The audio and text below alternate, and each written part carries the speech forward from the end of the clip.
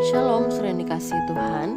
Hari ini kita akan merenungkan firman Tuhan yang terdapat di dalam Mazmur 128 ayat yang pertama sampai yang ke-6 dengan tema kebahagiaan dalam rumah tangga yang diberkati Tuhan.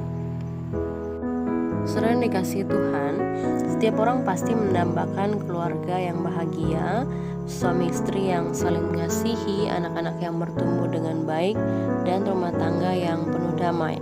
Namun di tengah dunia sekarang, banyak keluarga justru dilanda pertengkaran, tekanan ekonomi, dan jarak emosional.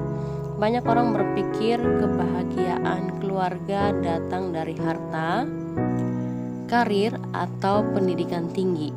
Padahal Mazmur 128 mengingatkan kita bahwa sumber kebahagiaan sejati bukanlah dari hal-hal itu, melainkan dari takut akan Tuhan dan hidup menurut jalannya. Mazmur 128 dimulai dengan kalimat, "Berbahagialah setiap orang yang takut akan Tuhan, yang hidup menurut jalan yang ditunjukkannya," dalam ayat pertama. Takut akan Tuhan bukan berarti takut dihukum, tetapi rasa hormat yang mendalam dan kerinduan untuk menyenangkan hatinya. Inilah dasar kebahagiaan keluarga, yaitu ketika setiap anggota keluarga menempatkan Tuhan sebagai pusat kehidupan mereka. Tanpa fondasi ini, kebahagiaan hanya sementara. Tetapi dengan takut akan Tuhan, rumah tangga menjadi tempat di mana kasih, kesabaran, dan pengampunan tumbuh.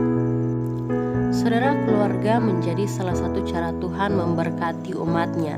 Ayat 2 berkata bahwa orang yang takut akan Tuhan akan menikmati hasil jerih payahnya. Ini berarti Tuhan memberkati usaha dan tanggung jawab kita.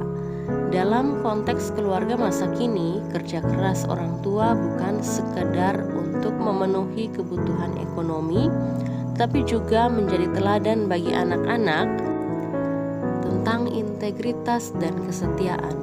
Berkat Tuhan membuat pekerjaan kita bukan beban, melainkan sarana untuk memuliakan Dia dan menghidupi keluarga dengan penuh rasa syukur. Saudara, Mazmur 128 ayat 3 menggambarkan istri seperti pohon anggur yang subur dan anak-anak seperti tunas pohon zaitun di sekeliling meja. Gambaran ini melambangkan kehangatan, kehidupan, dan kesuburan relasi dalam keluarga. Dalam zaman modern yang penuh kesibukan, kita sering kehilangan waktu untuk makan bersama, berdoa bersama, atau sekedar mendengarkan satu sama lain. Firman ini mengingatkan kita untuk membangun kembali keintiman rohani dan kasih di rumah kita. Tuhan ingin rumah kita menjadi kebun yang subur, bukan padang yang kering.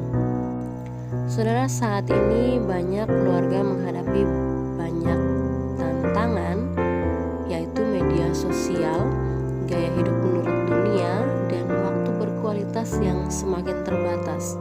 Tapi kita punya Tuhan yang baik, Tuhan yang tetap mengasihi dan ingin memberkati setiap rumah yang mau kembali kepadanya.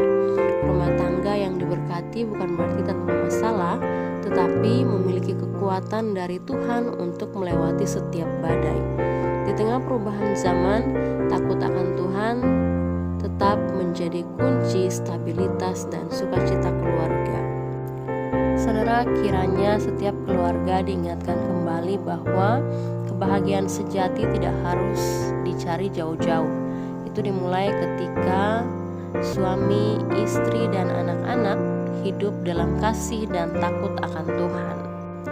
Mazmur 128 menutup dengan doa agar kita melihat kebaikan Yerusalem dan damai sejahtera atas Israel. Artinya berkat keluarga yang takut akan Tuhan bukan hanya untuk diri sendiri, tapi juga menjadi berkat bagi masyarakat dan bangsa. Mari kita membangun rumah tangga di atas dasar takut akan Tuhan, supaya damai sejahteranya tinggal di setiap rumah kita. Amin. Tuhan Yesus memberkati.